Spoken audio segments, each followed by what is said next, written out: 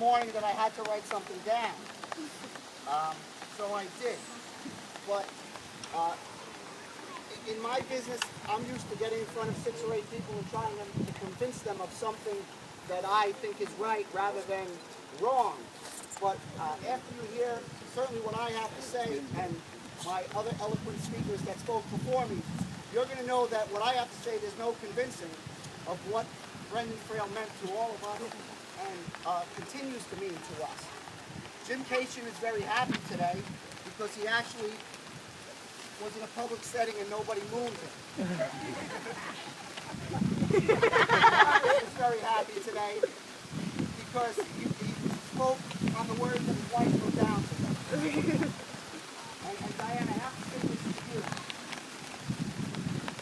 1996, when I first moved in, one of the stories he told to Linda and I were that Diane's husband, Fran, used to ask Brendan, what color is the sun in your room? And Diane, I have to say this in short time, certainly showed us what our feelings are. Clean, bright, warm, and welcome. He has showed us. My speech is ruined. When I first met Brendan, the first day I moved in, we had a dog named Roxanne.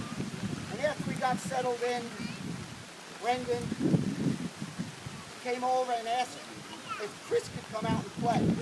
And Chris was busy figuring out his new house. And I said, maybe not now, Brendan.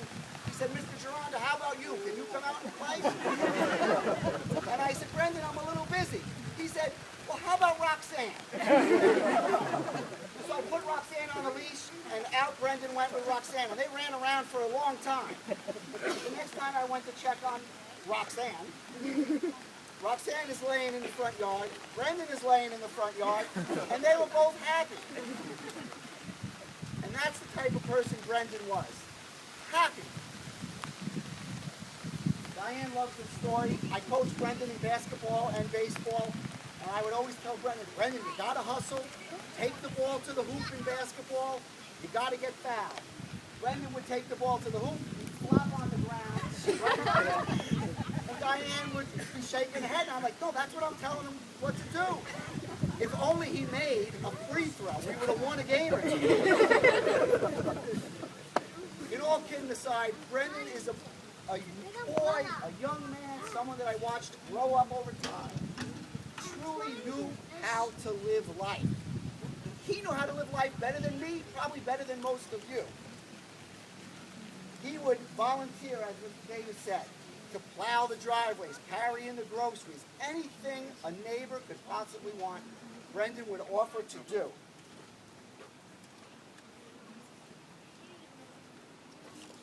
The day before I learned about Brendan's death, we were in Arizona, and I had spoken to him by phone. He would always take care of my pool when I was away, and I didn't get a chance to talk to him.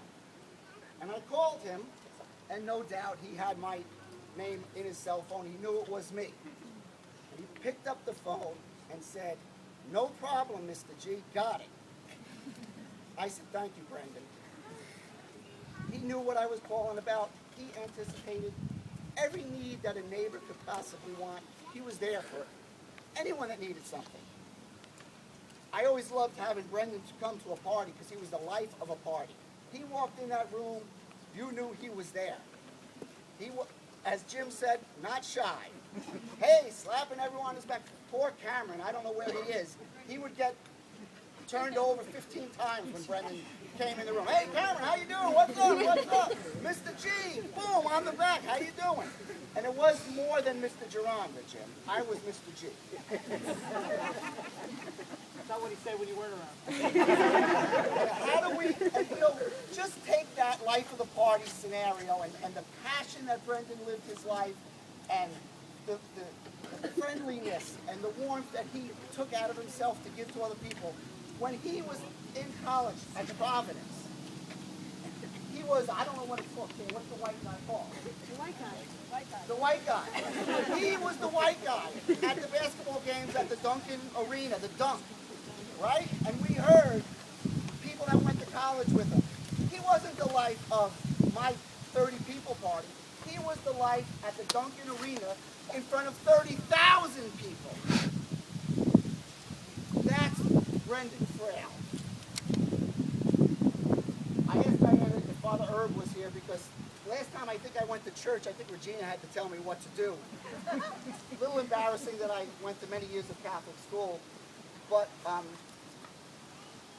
think I have a Christian view on things, and that I think when someone passes on, a part of that person lives inside of each and every person that knew him. It's certainly that way for me, and I bet you it's that way for you.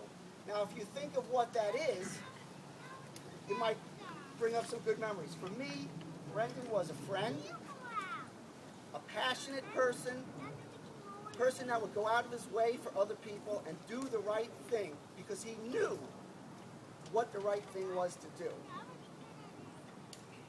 And going forward, if we all kind of lived our life a little like Brendan lived his life, we would all make our community and communities beyond Yorktown a better place.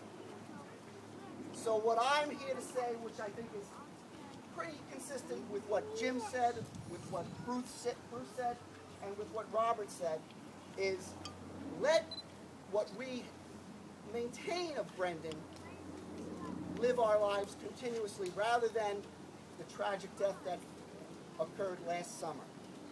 And I think that's the way Brendan would rather be remembered anyway. So if we all just, in the next situation, let the frail out inside of you. And I say let the frail out is mainly for Brendan, but also for Karen and Diane, the way they live their lives. And our community will be better for that. So, no one's going to let me down on this, and everyone is going to help me out on this. So, when I say, who let the frail out, what do you say? Who let the frail out? Who? Let's live our lives remembering Brendan in the best way that he would want us to remember him. Let what we have inside of us about Brendan reach out to other people and do to other people what Brendan did for us.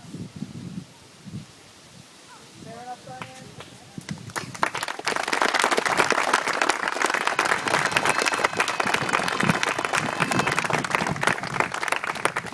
Now, I told you at the beginning that I usually have to persuade people that I'm right, but I think from that round of applause, everyone knows I'm right, correct?